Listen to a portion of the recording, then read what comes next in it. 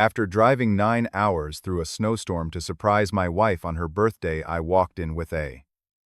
I gripped the steering wheel tightly as my truck struggled through the blinding snowstorm.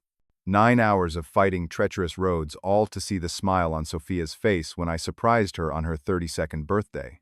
The chocolate cake I baked myself was secure in the passenger seat along with the vintage watch she had admired months ago. Our marriage had felt distant lately with my constant business trips and her growing coldness, but this surprise would bridge that gap. I never imagined those 9 hours would lead to words that would shatter our 5 years together. If you are watching this, drop a comment telling me where you are viewing from, hit subscribe, and stay with me as I share how my loving gesture revealed the painful truth I had been refusing to see. The windshield wipers fought desperately against the heavy snow as I inched down the interstate. What should have been a 5-hour drive had already stretched to 7, and I still had 2 hours to go. Ordinary drivers had pulled over hours ago waiting for the storm to pass, but I was determined. This surprise had to be perfect.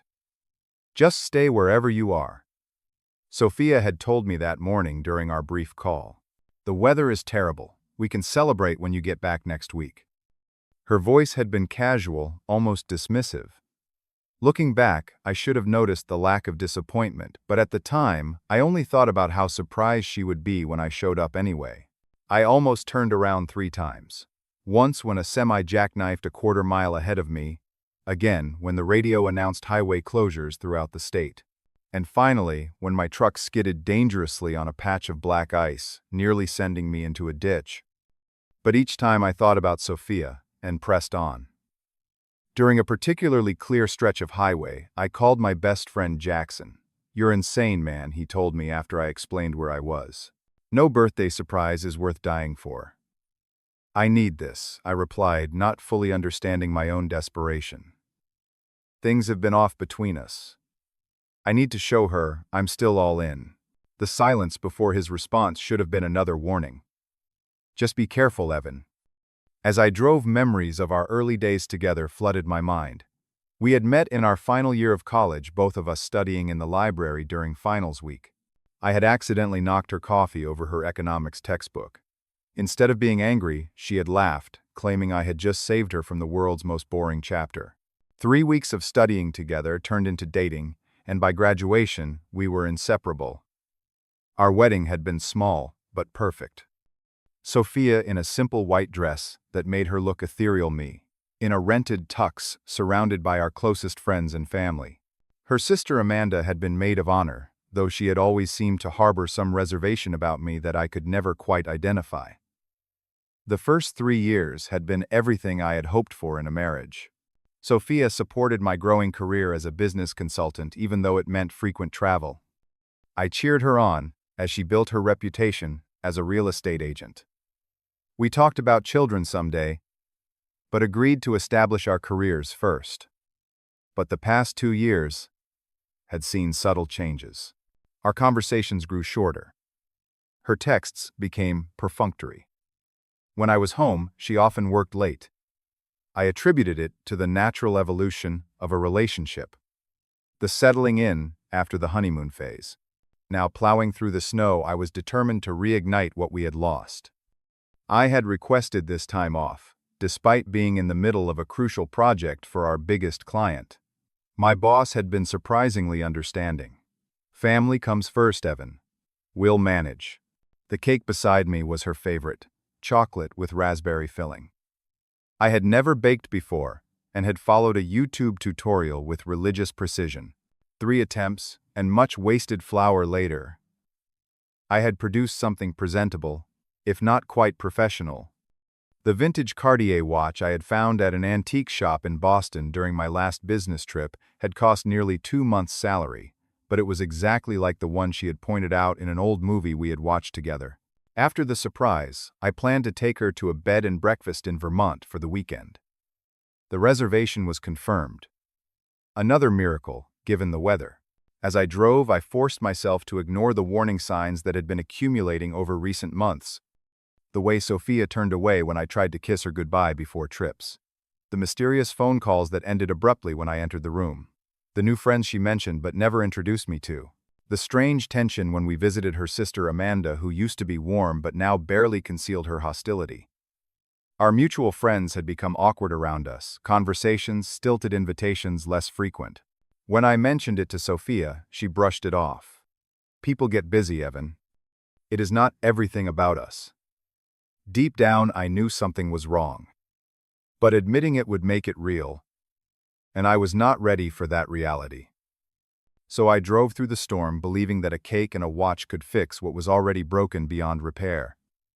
After 9 grueling hours, I finally pulled onto our street. The normally busy suburban road was silent, blanketed in snow and darkness. Our 2-story colonial, the one we had bought with such excitement 3 years ago, glowed warmly from within. Through the falling snow, I could see lights in the kitchen and living room. I parked a few houses down to maintain the surprise, carefully extracted the cake box from the passenger seat, and tucked the small gift-wrapped watch into my pocket. The snow was nearly knee-deep as I trudged toward our home. By some miracle, the cake survived the journey intact. As I approached our front door, I noticed unfamiliar throw pillows through the window and a new painting above our fireplace. Small changes made during my 2-week absence that somehow made our shared home feel slightly foreign. I had a key, of course, but rarely used it, since my travel schedule meant Sophia was usually home before me on the days I returned. I turned it in the lock as quietly as possible, my heart pounding with anticipation. The warmth of the house was a welcome relief after the biting cold. I could hear voices from the kitchen. Sophia and another woman I immediately recognized as her sister Amanda. I had planned to announce myself with a cheerful surprise, but something in their tone made me hesitate. They were speaking loudly, casually, clearly unaware of my presence. "Has Evan called to say happy birthday yet?" Amanda asked. "This morning," Sophia replied, sounding bored. "Said he wished he could be here." As if. Where is he anyway? Another business trip. I could hear the air quotes in Amanda's voice. Chicago supposedly. Driving back tomorrow. Through this storm.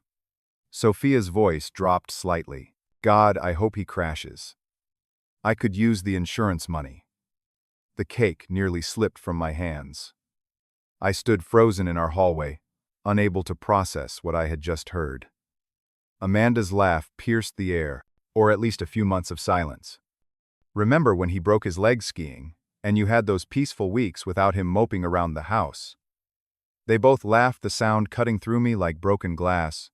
The policy is substantial, Sophia continued casually as if discussing the weather. And it would be cleaner than a divorce. Less paperwork.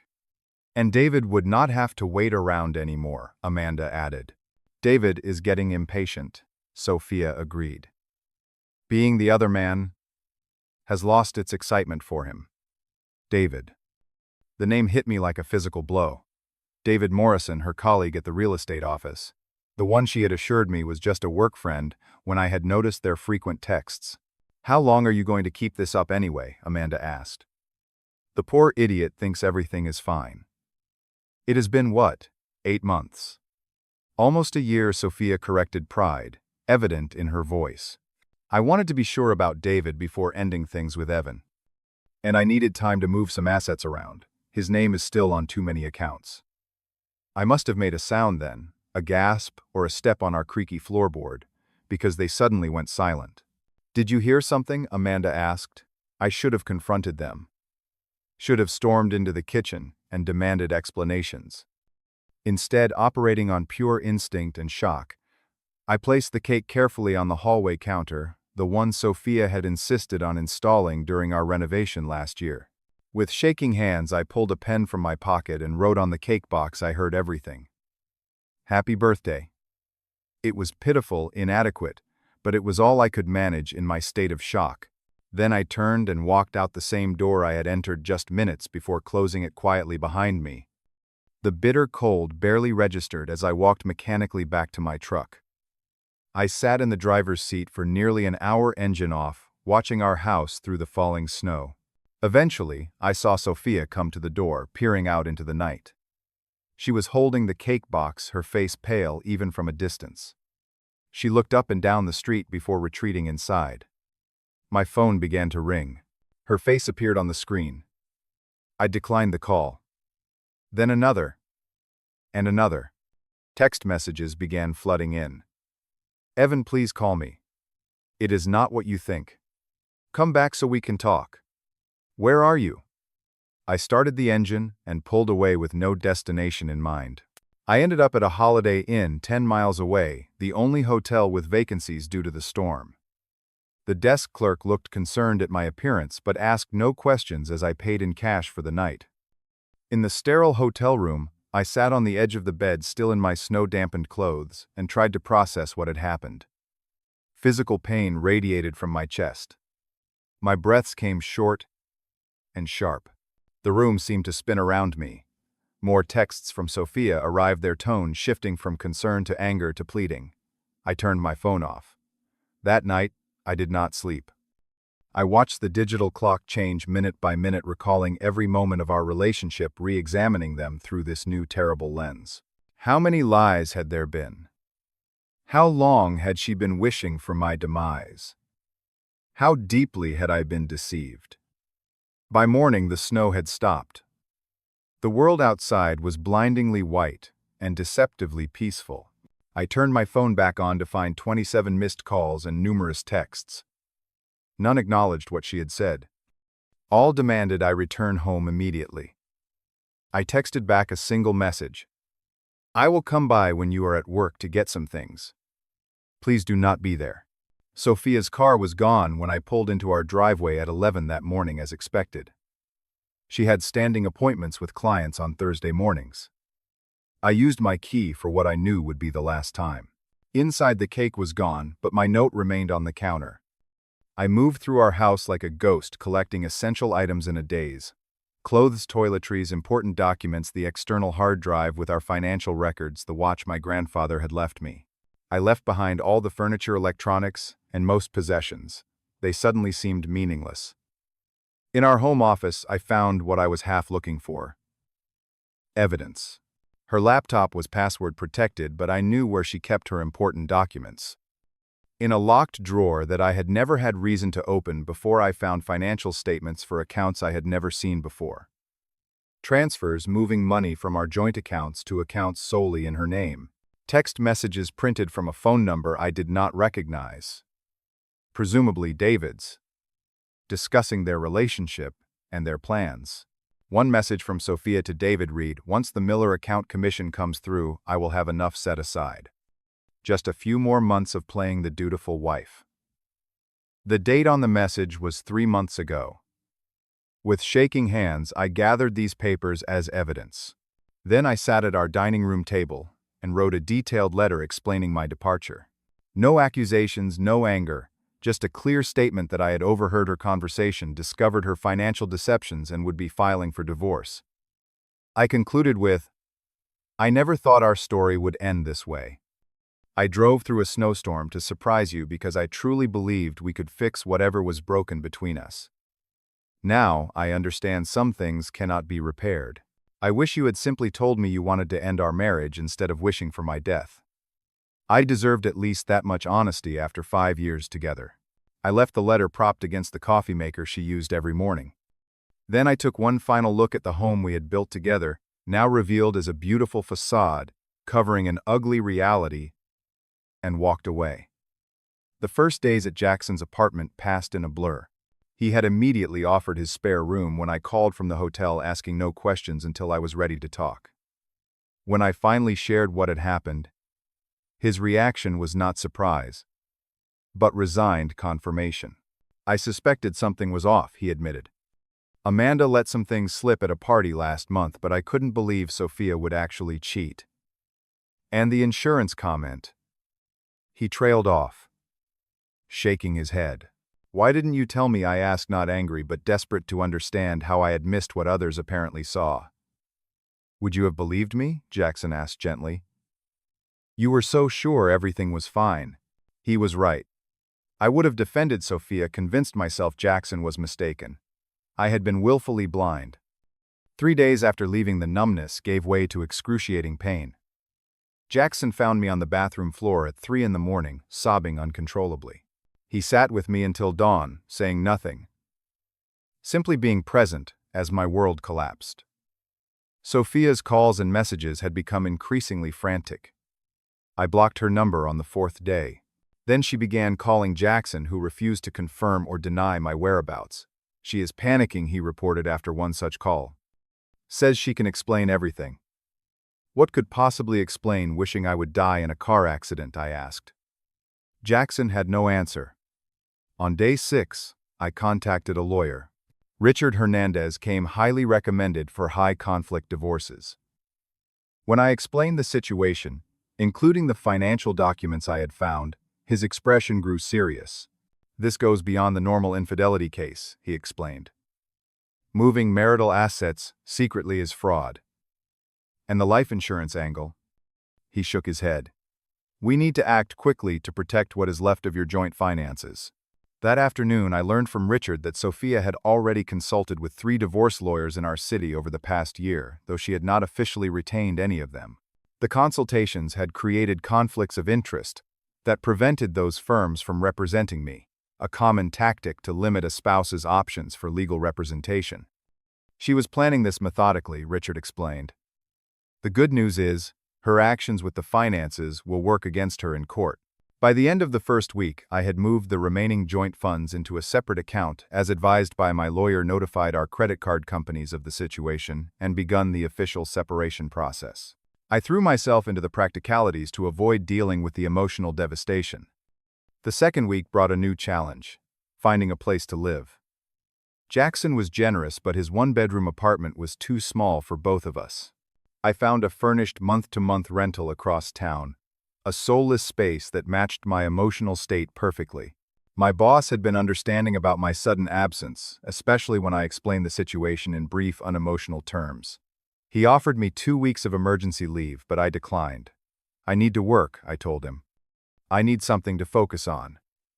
He assigned me to the Chicago project I had left unfinished, allowing me to work remotely. I threw myself into it with manic intensity, working 16-hour days, going to bed only when exhaustion overtook me. In therapy, which Jackson had insisted upon, Dr. Marshall helped me identify the stages of grief I was experiencing. You have lost not just your marriage, but your understanding of your reality, she explained. Everything you thought you knew has been called into question. That is a profound trauma. During the second week, Sophia finally managed to reach me. I had unblocked her number briefly to coordinate a time when she could retrieve items from Jackson's apartment. Instead, she called immediately. "Evan, please," she began when I answered. "What you heard was not what you think." "What I think," I replied, surprised at how steady my voice sounded, "is that you told your sister you hoped I would die in the snowstorm for the insurance money. What interpretation am I missing?" "It was a joke," she insisted, her voice rising. "A terrible, awful joke. You know how Amanda and I talk. We say outrageous things." "And David?" I asked quietly. "Is he a joke too?" Her silence was answer enough. "And the secret bank accounts, the consultations with divorce attorneys, were those jokes as well? You went through my things," she deflected, suddenly angry. "You had no right." "Goodbye, Sophia," I said, and ended the call. The third week brought unexpected developments. The Chicago project, which I had been working on obsessively, was completed ahead of schedule. My boss called with surprising news. "The client is thrilled," he said. "They have specifically requested you for their next phase with a substantial budget increase. I am promoting you to senior consultant, effective immediately." It was a position I had been working toward for 2 years. Under normal circumstances, I would have been ecstatic. Now I felt only a hollow sense of irony that professional success had arrived alongside personal collapse. More surprising was the email from Amanda. Subject line: "I am sorry." The message was brief. What Sophia and I said was inexcusable. There is no justification for joking about someone's death, especially someone who has only ever been kind to me. I should have told you about David months ago. I was protecting my sister when I should have been honest. I am sorry, Evan. Truly. I did not respond. The most shocking revelation came through our mutual friend Taylor. She called on day 17 asking to meet for coffee. When we sat down at a quiet corner table, her expression was grave. "There is something you need to know," she began. "Something Sophia told me last month when she was drunk." What followed was worse than I had imagined. David was not just an affair, he was Sophia's exit strategy. They had been planning to use my life insurance to fund a medical procedure for Amanda, who had been diagnosed with a condition requiring expensive treatment not covered by her insurance. "She never intended to actually harm you," Taylor clarified quickly. "But she was waiting for the policy to clear its 2-year contestability period before filing for divorce. She thought it would be easier to convince you to keep her as the beneficiary if you parted on good terms." The calculated nature of it all left me speechless. Not just betrayal, but a cold, practical plan that used me as nothing more than a financial resource. "Why are you telling me this?" I finally asked. Taylor looked me straight in the eyes. "Because you deserve the truth. And because Sophia is telling everyone you abandoned her without explanation.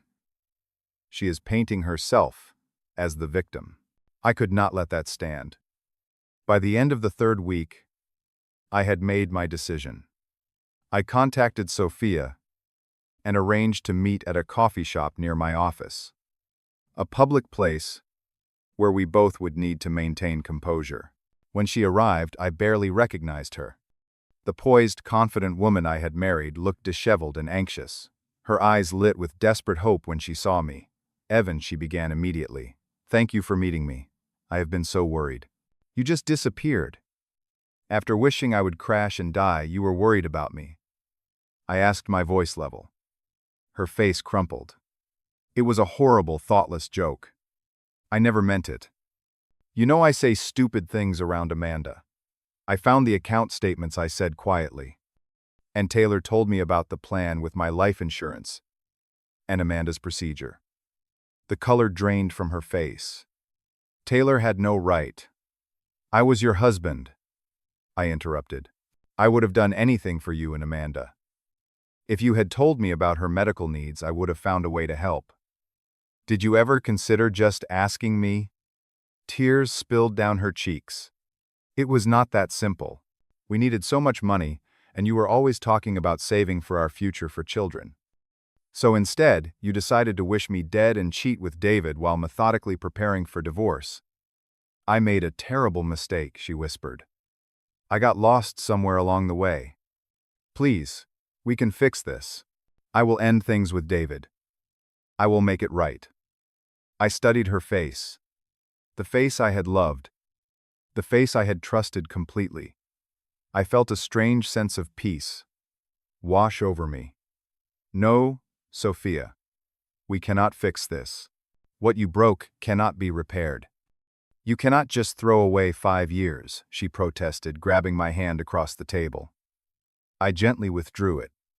"I did not throw anything away. You did. The divorce papers will be delivered to you tomorrow. Please do not contact me again, except through our attorneys." As I stood to leave, she called out, "What about Amanda?" "Her treatment I have arranged to transfer my portion of the life insurance policy to a medical trust for Amanda," I said. "She will get the help she needs." That was never the issue. The issue was that you wished me harm instead of asking for my help. I walked away, her sobs fading behind me, feeling lighter than I had in weeks. 6 months passed with surprising swiftness. My new apartment, located in a different city, thanks to my promotion, had begun to feel like home. The spare impersonal furniture had been gradually replaced with pieces that reflected my emerging sense of self. Books lined the shelves. A guitar I had finally decided to learn leaned against one wall, and photographs, none featuring Sophia, adorned the space. The divorce had been finalized more quickly than expected. Faced with the evidence of financial fraud, Sophia had agreed to an equitable settlement that left both of us with our respective assets and no further entanglements. The last paperwork had arrived the previous week, officially ending our marriage after 5 years and 7 months. My career had taken an unexpected turn for the better. The promotion had led to more responsibility, but also more flexibility to work remotely. I traveled less, having recognized the toll constant absence had taken on my marriage. though that had clearly been far from the only issue. I had maintained my therapy sessions now bi-weekly, rather than twice a week. Dr. Marshall had helped me navigate the complex emotions of betrayal and loss, and to recognize the warning signs I had ignored. "You are healing remarkably well," she had commented during our last session. "Many people would be unable to trust again after such an experience." "I am working on it," I had replied honestly. Some days are harder than others.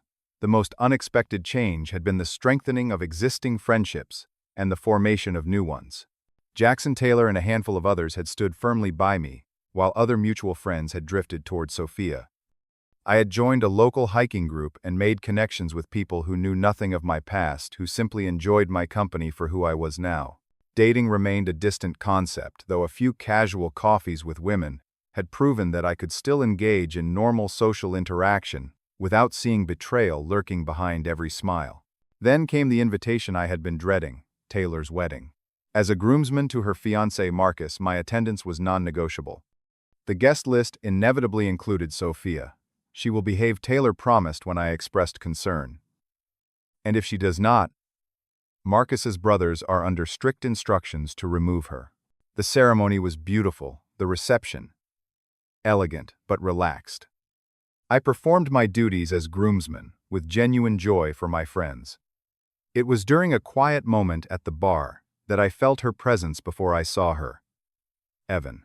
I turned to find Sophia standing a respectful distance away. She looked different, thinner with shorter hair and eyes that had lost their confident sparkle. "Hello, Sophia," I replied, calmly surprised at the absence of pain upon seeing her. "You look well," she said, her eyes scanning my face as if searching for something. "Thank you. So do you." The polite lie came easily. An awkward silence stretched between us. Finally, she spoke again. "I never properly apologized." "Not really. I was too busy trying to fix things to make excuses." She took a deep breath. "I am sorry, Evan.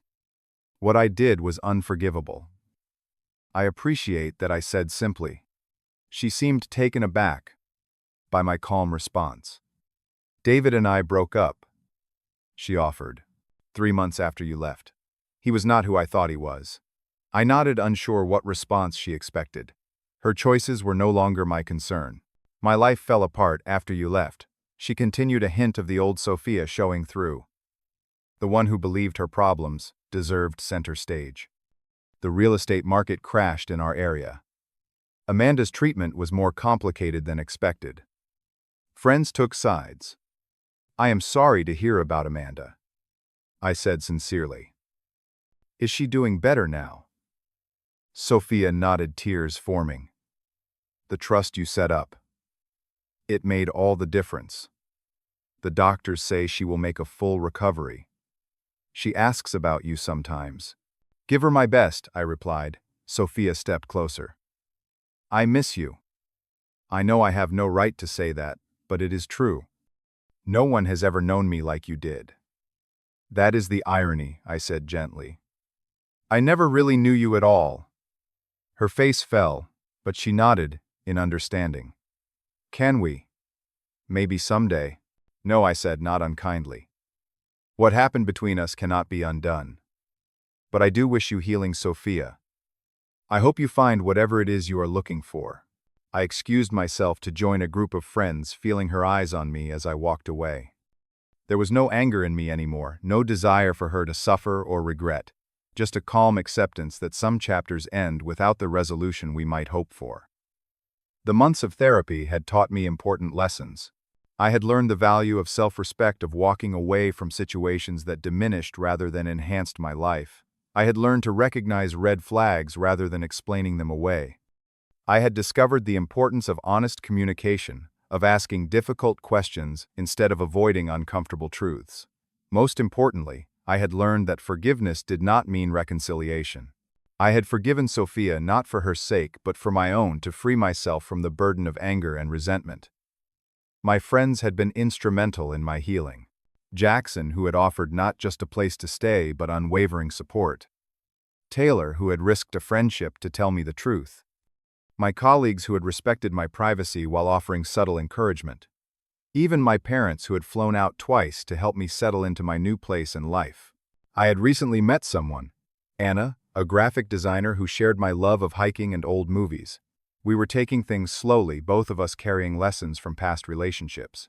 Whether it developed into something more remained to be seen, but for the first time since leaving Sophia, I felt open to the possibility. The greatest surprise had been discovering my own resilience. The man who had driven 9 hours through a snowstorm for a woman who wished him harm had been replaced by someone stronger, wiser, and more discerning about where to invest his heart and trust.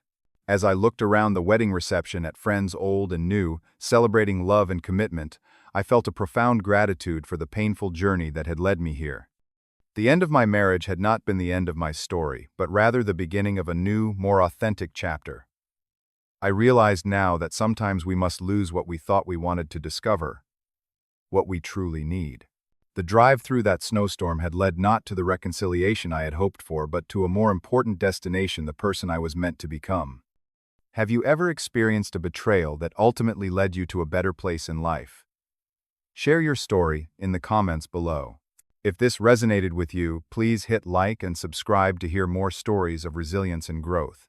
And remember, sometimes the most painful endings create the space for the most beautiful beginnings. Thank you for listening, and may you find the strength to weather whatever storms come your way.